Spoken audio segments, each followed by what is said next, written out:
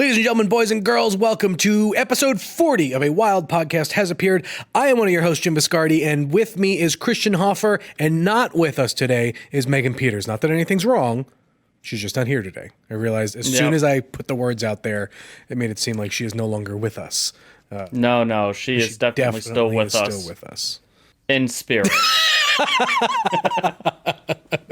We are your weekly dose of Pokemon news from Comicbook.com. If there is a Pokemon logo on the packaging or in its name, there is a good chance that we are talking about it here. We have not yet talked about Pokemon bath mats or bath robes, or I don't know why I went down that road, but that is like a very specific. randomly specific. I said bath mats, and then I was like, oh, what else can I say? Well, we haven't really talked about bath robes, and I was going to say shower curtains and really go down. All right, anyway.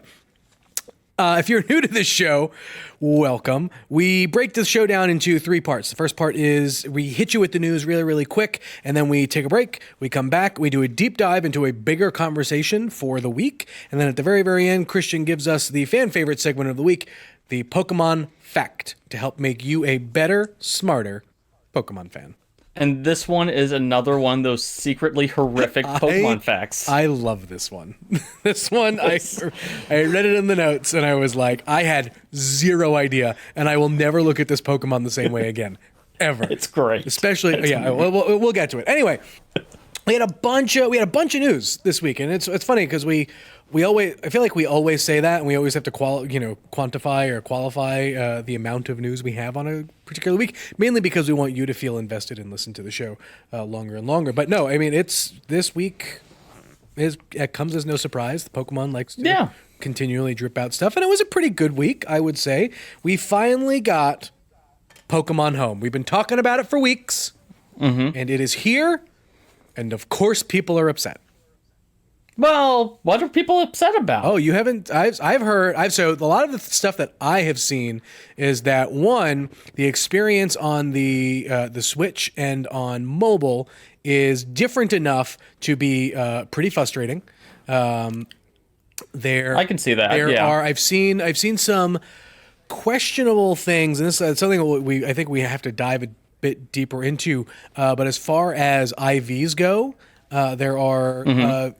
Pokemon being uploaded into Pokemon Home with certain stats that when they get to Sword and Shield are being much different and are not being changed back when they go back to Home. So yes, that was a temporary issue that I think they've either fixed or they're at least fixing.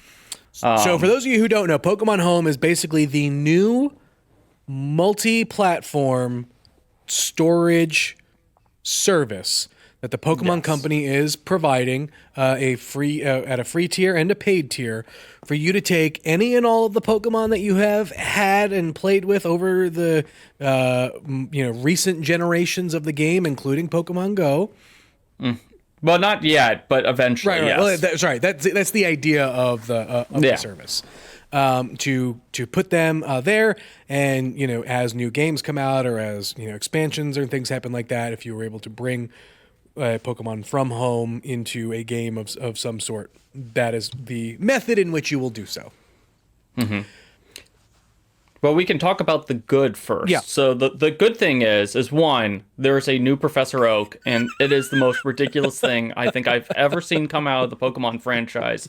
And this is a franchise that has sentient ice cream, sentient keychains, sentient bags of trash. This is pretty freaking ridiculous. It looks as if it is the Elon Musk of Professor Oaks. He's got long hair that comes down past his shoulders. He's wearing what appear to be armless sunglasses. And he's got a asymmetrical soul patch. You can't call it a goatee because it doesn't have the connectors. It is a soul patch that sticks out to the left. He looks like a late 80s Bret Hart fan. I was going to say he looks like any 1980s movie that travels to 2000. There were a lot of people 2. calling him Doc Brown. I saw quite a bit of that. If you've ever seen Back to the Future 2, where they go to the future and the styles are just horrifically off from what's now the modern day, That is that Professor Oak. This is Professor and what's he Oak from calling Back to the himself? Future 2. Grand Oak. Grand So Oak. this is not our Professor Oak. Right. This is not Professor Samuel Oak No. or his cousin Professor Samson Oak. Right. This is a new Oak who may or may not be the grandfather of these two other Professor Oaks, which raises some really big questions about just how old this man is. Because he's in exceptional shape. I mean, with his popped collar. I mean, I get it. So it's now I'm trying to do the math, right? Like Professor Oak. I mean, it's what we're 20 plus years into this thing. Would have to be 80 at this point. Like even, or no, maybe not. Maybe like 70, right? So like, let's say he's probably a young mid 50s when he started that happened to go white. Uh-huh. I was about to say, because from the distance between Pokemon Red and Blue to Pokemon Ultra Sun or Pokemon Sun and Moon, there's been at least 10 years difference. Yes. Because, we've seen Blue, we've seen Red, they are definitely like adults now, like young adults, right. mid-20s at their latest, but there's definitely been a significant passage of time. So yeah, Professor Oak has got to be like at 60. least... He might be like if he like hit his like Silver Fox period like pretty early, which is words I never thought I'd say on this podcast, but here we are. Megan's gone for 1 week and we've already just gotten weird. Look, this is what you come to this podcast for: the deep analysis of the sliding timeline and passage of time in the Pokemon franchise. This is what happens when you get two comic book super fans to talk about a conversation that's not comics. So that means if Grand Oak is a older Oak, that he has to be 70 something. Oh, well, that presumes that he has. Like he's just a generation behind. If he is like the father of Professor Oak. Oh yeah, then he's way older. Yeah, I was about to say, it's either that or he's like some like second cousin or something like that. Like, like Professor Oak's dad's brother's son. I just really hope like that like as time passes and updates come to home and whatnot, that we really get some story behind Grand Oak and he is not just a mascot for home. Yeah, I am very invested in Grand Oak and the greater Oak cinematic universe. Like, is there a baby Oak? Like, what is... I mean, we know there's Blue. Does the line... Is Blue... Oh, right. So, but is Blue's last name Oak? Yeah. Oh, yeah. Right. Oh, yeah, no, you're right. All right. Oh, this is going to be great. I can't wait. And then Blue's going to have to, like, does Blue get married and have kids? Like, I need to know how long the Oak generation is going to go for. I got so many questions. So many questions. Anyway, the service is live. Yes, it is. Pokemon Home is live. So the other big thing that comes out of Pokemon Home, and I only found this out after I wrote the script, then I proceeded to download Pokemon Home, is that you can now get Bulbasaur or Squirtle from Pokemon Home. You get it as a free gift. You get one of the 3 Kanto Starter Pokemon, and no one wants Charmander because they already have access to Charmander in Pokemon Sword and Shield, and you can immediately put that Pokemon into Pokemon Sword and Shield and use it right now. I had no effing idea. That's when I do that immediately. Yeah, I know. It's great. And then spend all of my candy that I got rare from my candies, raids, to just make it a Blastoise immediately. Yep. And so you can actually you get those two. You get one of those two for free from Pokemon Home, even if you don't have an account. So like, that's like you log in and they give you one, which is pretty freaking awesome. I'm just gonna do. Also, because of this, you can get there's 35 Pokemon species that you can immediately move from the Pokemon Home service to Pokemon Sword and Shield that aren't part of the Galar Pokedex. We have the full list up on Comicbook.com, but they include the Bulbasaur line, the Squirtle line, Mewtwo, Mew, the Alola starters, all the Alola, the Solgaleo and Lunala, Necrozma, Marshadow, Zeraora, a few other legendary Pokemon that I just, can't think of. I think I said Mewtwo and Mew already. But yeah, so look at that list. Home available for me to download on my mobile device. There it is. There it is. I was about to say, I downloaded I it just last expected night. it to be at the top when I type in home, and it's not. Pokemon Pass was. Yeah, weirdly enough. Well, it's probably because like not a lot of people have downloaded the algorithms. But yeah, Pokemon Home. So is that why? So That's does that tie into the other thing that came up yesterday, where a bunch of Pokemon that shouldn't be in Sword and Shield were showing up in surprise trades? it's kind of sort of, but not really. Oh. So there was a thing that was going on. It's been going on for the last week or so. Someone had figured out a way to create max raid battles illegally using the Pokemon that were unreleased in the game, but are like hard coded into the game. So Pokemon like Bulbasaur, Squirtle, the 35 Pokemon that now you can download legally. They figured out a way to do like max raid battles. So what was happening was people would like get a Litten, and then they would breed it to either get the shinies or the perfect IVs, and then they dump off all the like rejects into the surprise trade. So all these people are getting like Littens and Squirtles and like having no idea what the heck to do with it. It's like, where are these mystery Pokemon coming from? And it's like it's a hack.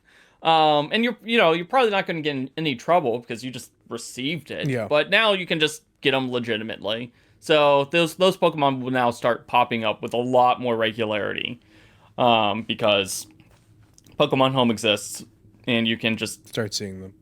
Yeah. So it'll be nice. I'm excited. It's going to be a fun week to see what pops up here in Pokemon Home. Yeah, it's gonna be pretty cool. There's too much to do in that setup. We need to move on. Yeah. Yeah, I know. So that's Pokemon Home.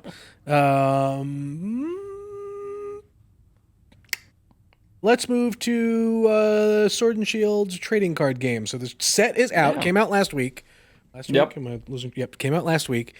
And the aftermarket or the secondary market is already burning up. It is. And there's a couple of like really like.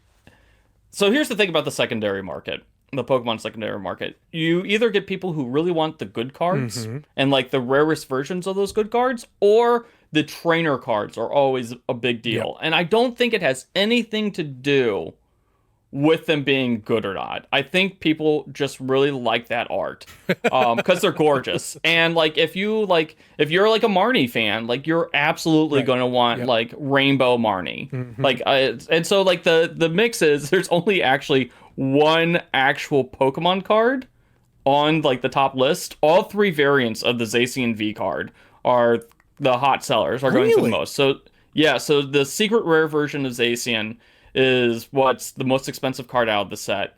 And what is that? Like most expensive being what? $66.50 is what it was going for as of last weekend. So that's the most expensive one. This is unique because it's a gold foil version of Zacian V. So this is a brand new type of secret rare. So usually all the other secret rare Pokemon cards are only of the VMAX cards, and they're all rainbow foil. So then there's the full art version of Zacian V, excuse me. I don't know why I said C. So that one's going for $32, and then the normal Zacian V is going for $26. And the reason why is because Zacian V is going to be a fantastic card to use in metal decks. Like it is awesome. When you pair it with the Lucario and Melmetal tag team card, it makes it like super bulky. Like you can set up Zacian V like super freaking quick, and then you can just go to freaking town on people. It's a beast of a card. Yep. So the other hot sellers are the second biggest card is the Quick Ball Secret Rare, which is going for $51. I mean, the Quick Ball is a great card to have. It is, especially in the context that it's going to get even better with the addition of the Pokemon V cards. Yeah. So because you can put out any basic Pokemon, and all the Pokemon V cards that we've seen so far are basic Pokemon. So you can throw one of those things out. Yeah. Well, you can't put evolutions in it. Well, right. It's only the basic cards, but like the tag team cards, those count as basic. Your V cards are all, so it's good. They're really good. And then the other ones are the Marnie Secret Rare and Full Art, and the Professor Research Secret Rare and Full Art. So I got nothing other than, if you've got a crush on Marnie, like you're gonna want this card. It's just the truth. I mean, like I know how the internet works, man. Right. Like, you know, she's a heartthrob for a reason. She's Team Yell follows her around like puppy dogs. That's right. And, you know, like she's got like a full art card now. So, and she's kind of like staring at you looking like she wants to step on you. So if you don't play competitively and you only play to collect and you've got a few extras of these cards laying around, make some cash, buy some more boxes. Yep, the Jim Viscardi method. That's right. Show up, you know, with your red wagon and these rare cards and bilk some money off of some grandmas on Long Island. To go buy more cards. To buy more cards. Right. It's just such a vicious cycle. On the Pokemon gear front or toy front, collectible front, whatever you want to call them, we have 4 new Funko Pops. Yes, and exactly one of them looks cool. Oh, I'm really curious to see it. I'm going to assume that you think the Mr. Mime one is the one that looks cool. No, actually, really? no. It looks even more horrifying than he usually does because he's got those soul so hold on. So the 4 are Mewtwo, Mr. Mime, Pichu, and Vulpix. Yep, and yep. So then my second guess would be Mewtwo for you. Yeah, Mewtwo. Okay, yeah. I really like the Mewtwo one. That one, if not for the fact that, you know, I have a moral stance against Funko Pops, I'd probably get that one. The Mr. Mime one looks creepy. I mean, the Mr. Mime looks kind of like the most appropriate. I mean, and look, at the end of the day, like all of these they kind of just look like Ditto versions of these Pokemon. Thank you. with the black beady eyes. But Mewtwo is definitely my favorite. I must have missed the boat of appreciation for Pichu. I don't get it. I get it. He's a baby Pikachu, but I think that there are much cuter baby Pokemon out there, and I don't get why Pichu gets all the love outside of just being baby Pikachu. That's it. So I actually have a really funny story about Pichu. So my son has he's the world's biggest Pikachu fan. Like 90% of his stuff is Pikachu, and he has 2 smaller Pikachu plushes that he refers to as baby Pikachu. So these are his like current favorites. He like carries them around with him everywhere, like holds them like coffee mugs in the morning. He's got 2 of them because one goes to school during the week and then, you know, comes back on the weekends. So for Christmas, he got one of the Build-A-Bear Pichus. Yep. And he's like, what is this? I was like, that is an actual baby Pikachu. And he like marches to his room, pulls out his baby Pikachus, and was like, no, these are baby Pikachu. I don't know what that is. And I was like, no, that is actual baby Pikachu. He's like, no, these are. And I was like trying to explain to him. I was like, I give up. Yep, you're right. Who knows what this abomination is? It's like, I give up. Yeah, I gotta say, it's just weird. Like, I mean, I guess it sells a ton of merch, but not. I mean, he's got a Build-A-Bear now. He's got a Funko Pop. I mean, I don't see it either because I'd rather a Raichu. Like, I like Raichu quite a bit. You are like the world's only Raichu. I mean, fan. whatever. That's I mean, don't like I like Pikachu, but I love Raichu.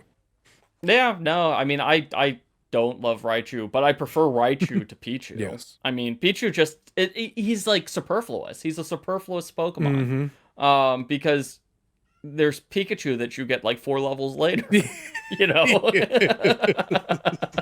You can get a Pikachu in the wild. Why would I want to go through the entire process of then breeding a Pichu? Yeah. When I was completing my Sword and Shield Pokedex, I had to, like, I realized I had, like, no baby Pokemon. I was like, why do I only have, like, 340 Pokemon? And, like, 15 of the missing Pokemon were, like, like, the babies. I was like, oh, yeah, I don't care about any of these. Nice. Speaking of the Sword and Shield for a second, going back to Sword and Shield, have you gotten all of the new Gigantamax Pokemon yet? I have not yet. My son was sick over the weekend. I had booked myself a Sunday to go and do all of that, and then my son got a fever, and so I spent all day.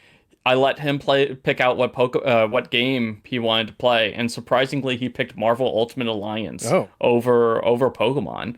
So I spent all day playing that instead of Pokemon. So I have not gotten any of the freaking Gigantamaxes yet. I got a couple more weeks, so maybe I'll spend my Valentine's Day doing that. I have gotten both Toxtricities.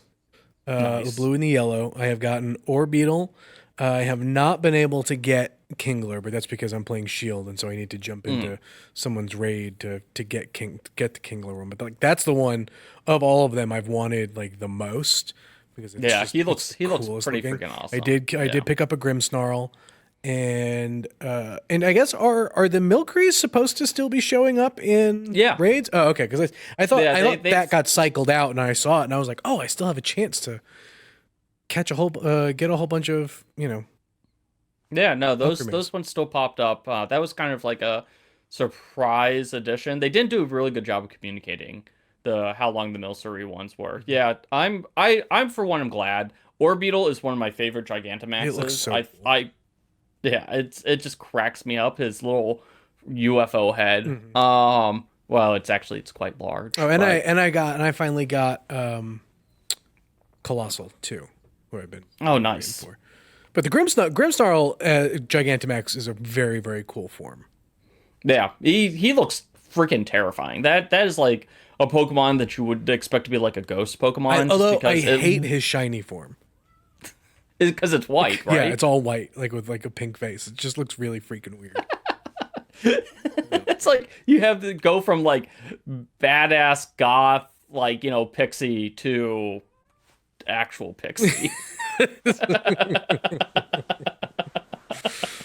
All right, to round out our news, the Sword and Shield leaker has been caught. You cannot escape the long arm of the Pokemon law. Yeah, Officer Jenny, like, and several Growlithe conducted a nighttime raid to catch this guy. Brought him down. No, it was a Portuguese website. They admitted that it was them, and so they're banned from all Nintendo things from now on, which really sucks because the site's name is F Nintendo. So so originally they were a I'm assuming a pro Nintendo site, and now their name takes on a very different meaning. That's pretty great. um, but yeah, like I knew it was a reviewer. Like, that was the thing, like Yeah. just the timing of it all, because like I remember when this all happened, and like the day that we got our copies was the day that the leaks started happening. I was like, yeah, no, that's a reviewer. We're all going to get in trouble with this. Nintendo's never sending out another Pokemon game to us ever again. Why do they have to ruin it for everybody? So I'm glad that they specifically caught, and it was somebody that wasn't on our continent. So Nintendo of America can continue to trust in Comicbook.com and other gaming sites. We won't break embargo. All right. Okay, we're going to take a quick break, and when we get back, there is a new mythical Pokemon that we need to try and figure out what it is when we get back.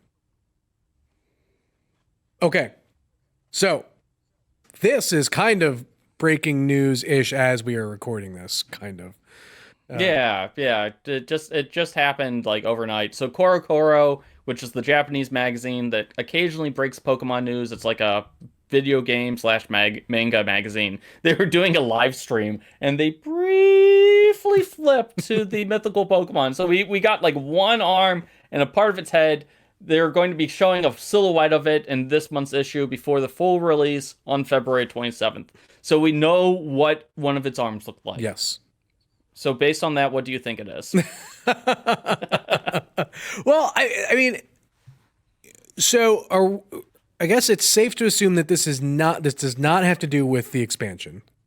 No. So this will be tied to the Pokemon Coco movie. Okay. I don't think that it will have any strong connections to any of the Pokemon Sword and Shield stuff. That's just not really how the games have rolled recently. Mm-hmm. Like, I can't recall the last time we've gotten anything besides like we've gotten like the occasional mention of a mythical Pokemon in the games. But outside of that, we really haven't gotten anything else. So I'm not expecting much. So where do you think we will first be able to encounter? Well, it's got to be the main game. I'll be really disappointed if it's just another dude shows up in a Pokemon Center. It's like, here's this mythical Pokemon. Like, give me a damn story this time. I want it like to pop up in like the Slumbering Weald. I want to know. Like, I have questions, and so like I really hope that maybe we get some answers to, like, what the heck is the deal with this ruins? Why is there a rusted sword and a rusted shield that just sat out for thousands of years? And no one paid any attention to it. Like, why did a 10-year-old figure out the full mythology of the Pokemon of the Galar region, and apparently no one else could before? So my dream upon dreams is that this will be tied to, like, the Slumbering Weald, or the forest, the fairy forest whose name I can't think of. Was it Tanglewood? Yeah. Or so, you know, like, maybe one of those weird ones, or even maybe it's tied to those weird ruins on Route 7, which, like, the phalanx show up, and there's no other context other than, like, oh, yes, here's some ruins. Because there's a lot of ruins in the Galar region. A surprising amount of ruins in the Galar region. And there's no... real, like, why are those there?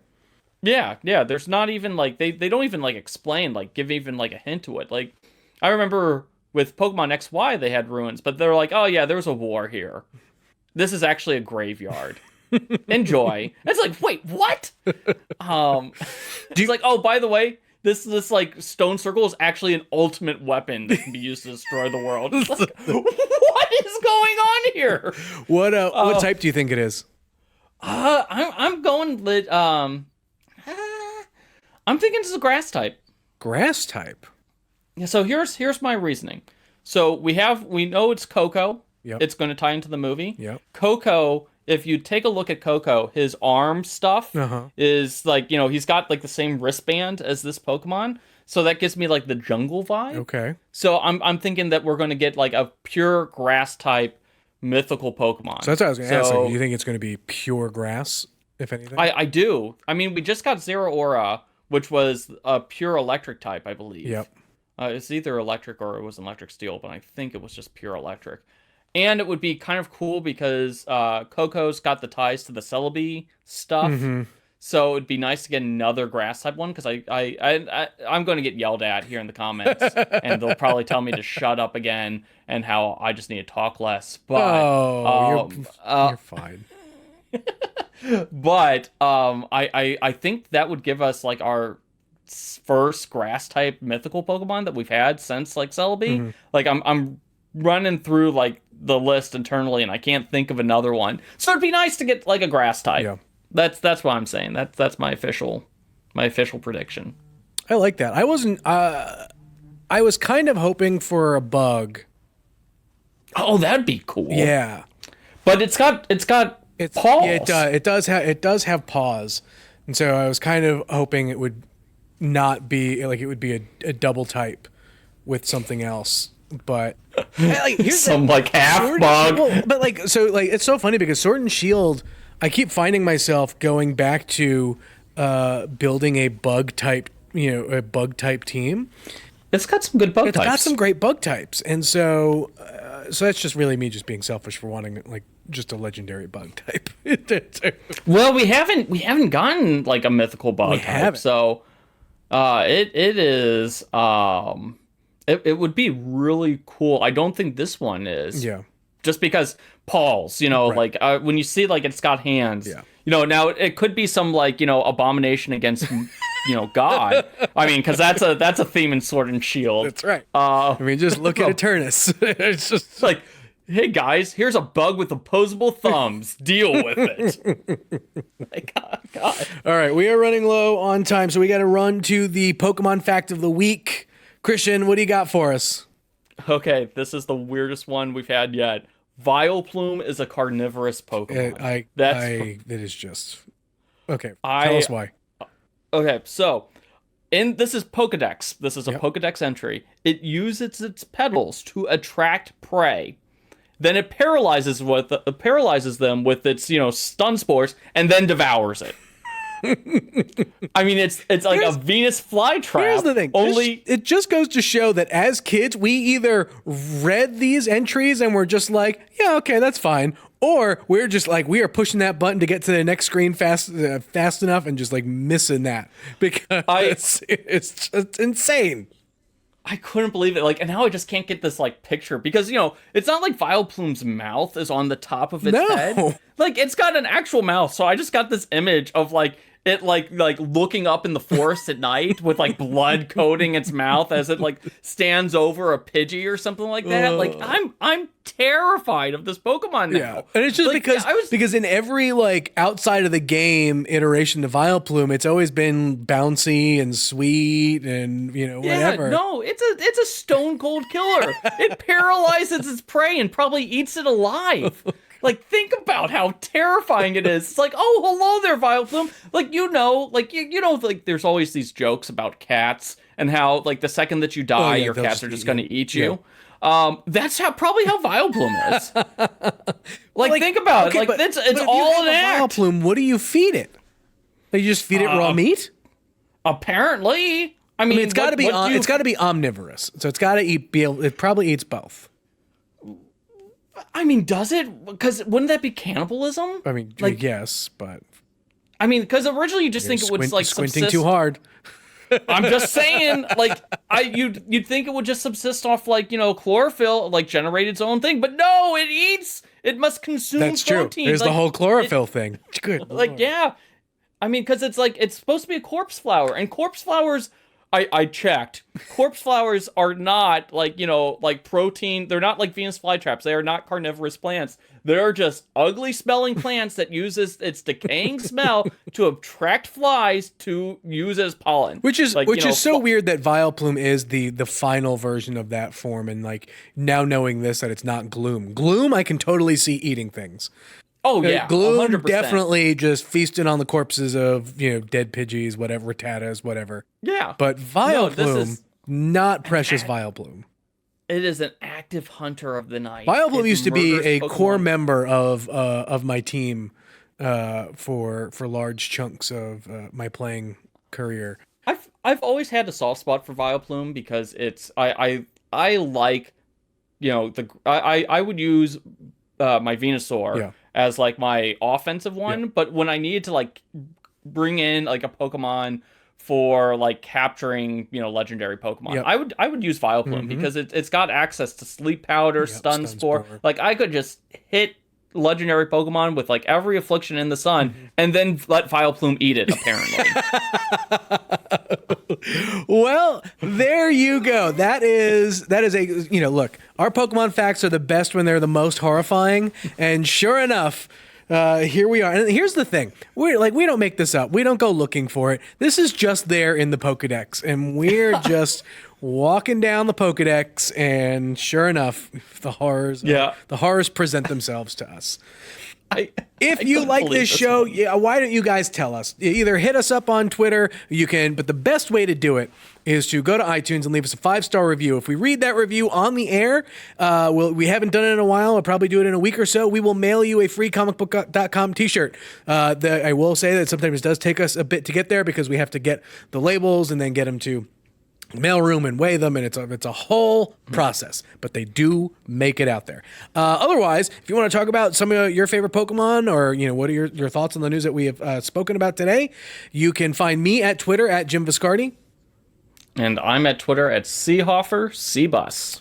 So next week, the group should be back, me, Megan, and Christian. So we will catch you at the same time, same place, wherever podcasts can be found every Thursday, generally in the morning. So until next time, we'll catch you then.